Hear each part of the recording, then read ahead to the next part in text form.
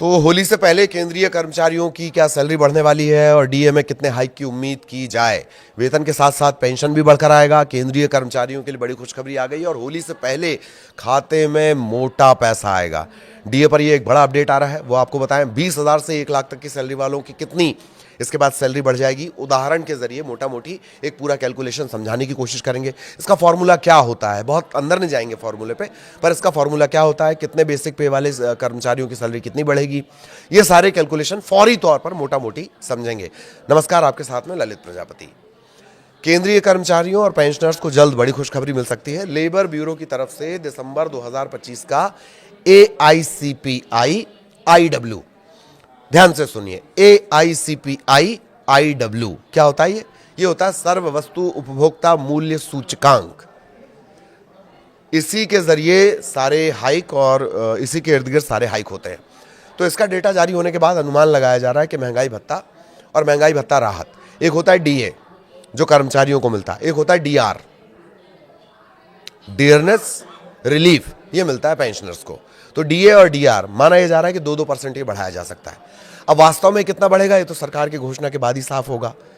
कहा यह जा रहा है कि सरकार अगले महीने यानी मार्च 2026 में ये ऐलान कर सकती है।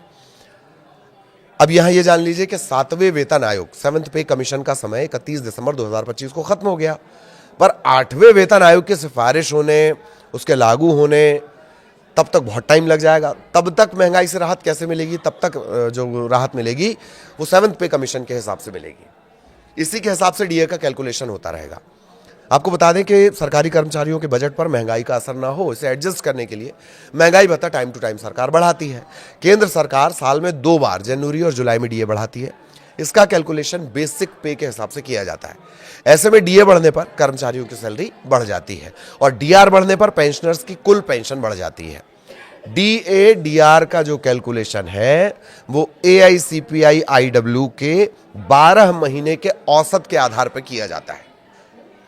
12 महीने का औसत अभी क्या आया है? अभी दिसंबर का आया है, तो पूरे 12 महीने का एक एवरेज निकाला जाएगा। ये होता क्या है? AICPI IW यानी all India consumer price index. Industrial workers एक मासिक इंडेक्स होता है जो इंडस्ट्रियल लेबर द्वारा एक तय बास्केट में शामिल वस्तुओं और सेवाओं के खुदरा दाम में समय के साथ होने वाले बदलाव को मापता है। लेबर ब्यूरो हर महीने AICPI IW का आंकड़ा जारी करता रहता है। यही जो डेटा है लाखों मजदूरों, अच्छा जब मैं मजदूरों बोल रहा हूं तो इसको कर्मचारी समझिए, लाखों मजदूरों और कर्मचारियों के वेतन और डीए को तय करने के लिए इस्तेमाल किया जाता है। अब 2% महंगाई भत्ते की चर्चा हो क्यों रही है? क्योंकि दिसंबर 2025 के लिए ये जो आंकड़ा आया AICPI IW, इसका आंकड़ा है 148.2। इससे 12 महीने का एवरेज जो निकाला जाएगा, अगर इसी आंकड़े का जो 12 महीने सूचकांक का जो 12 महीने का एवरेज निकलेगा वो होता है 145.54। अब कैलकुलेशन के मुताबिक डीए बनता है 60.33%। 60.33% बनता है, इसे राउंड फिगर में 60% माना जाए। अब मौजूदा डीए चूंकि 58% है, ऐसे में 60 - 58 यानी 2% आता है। यही बढ़ोतरी हो सकती है, ये बताया जा रहा है। कहा जा रहा है कि सरकार मार्च में इस बात का ऐलान कर सकती है। कहा यह भी जा रहा है कि होली से पहले ही डीए बढ़ाने का ऐलान हो सकता है। आपको बता दें कि केंद्र सरकार ने जून 2025 के AICPI IW आंकड़े के आधार पर डीए में 3% की बढ़ोतरी की थी। तब वो बढ़कर डीए जो था वो 55 से बढ़कर 58 हो गया था। सरकार ने ये बढ़ोतरी अक्टूबर 2025 में नोटिफाई की थी। जनवरी 2026 के लिए कैसे निकाला जाएगा भाई डीए, बढ़ा हुआ डीए? पहले दिसंबर 2025 के डीए का कैलकुलेशन समझ लीजिए। डीए का कैलकुलेशन इस फॉर्मूले से होता है, DA = 12 महीने का AICPI का जो एवरेज है, सूचकांक का जो एवरेज है, ठीक है, इसके साथ 2001 का बेस उसमें इस्तेमाल होता है, ठीक, -261.42। इसको बटा करेंगे, गुणा करेंगे 261.42 गुणित 100, ठीक। ये बेस ईयर का फंडा है। पहले 2016 बेस ईयर के इंडेक्स को 2001 बेस ईयर में बदलना होगा। इसके लिए फैक्टर 2.88 का लगाया जाता है। 2.88 का ये फैक्टर 2016 वाले नए बेस को 2001 वाले पुराने बेस के बराबर करने के लिए निकाला गया है। ये थोड़ी जटिल चीज है, बहुत ज्यादा समझने की जरूरत नहीं, लेकिन जानकारी होनी चाहिए। अब जनवरी के लिए डीए परसेंट जब निकाला जाएगा तो फॉर्मूले के आधार पर यह आएगा 60.33%। राउंड फिगर में माना जा रहा है कि 60% इसको माना जाएगा। फिलहाल फॉर्मूले की इतनी समझ रखिए क्योंकि ये थोड़ा सा जटिल है। इसमें बेस ईयर आएगा, बेस ईयर के बाद जो सूचकांक है वो आएगा, ठीक है। फिर 288.88 ये भी आएगा। आगे आपको उदाहरण भी बताएंगे। लेकिन क्या मार्च में डबल तोहफा मिल सकता है? ये एक बड़ा सवाल है। पहले इसका जवाब, प्रधानमंत्री नरेंद्र मोदी की अध्यक्षता वाली केंद्रीय कैबिनेट मार्च 2026 की शुरुआत में इस फैसले को मंजूरी दे सकती है।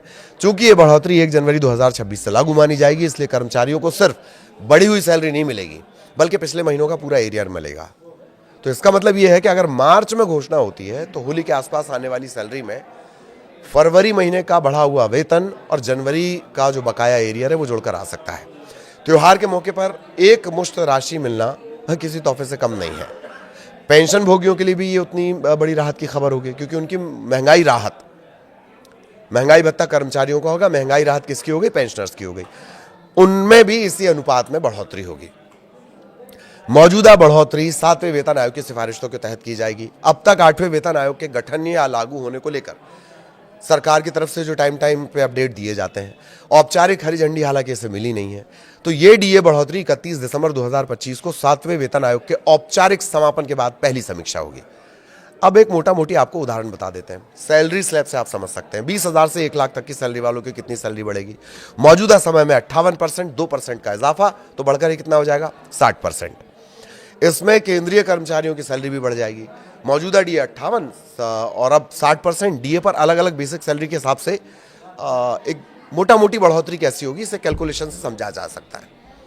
जिनकी बेसिक सैलरी है 20,000, 58% डीए पर इनका वेतन 31,600 और 60% वेतन पर इनका पहुंच जाएगा 32,000।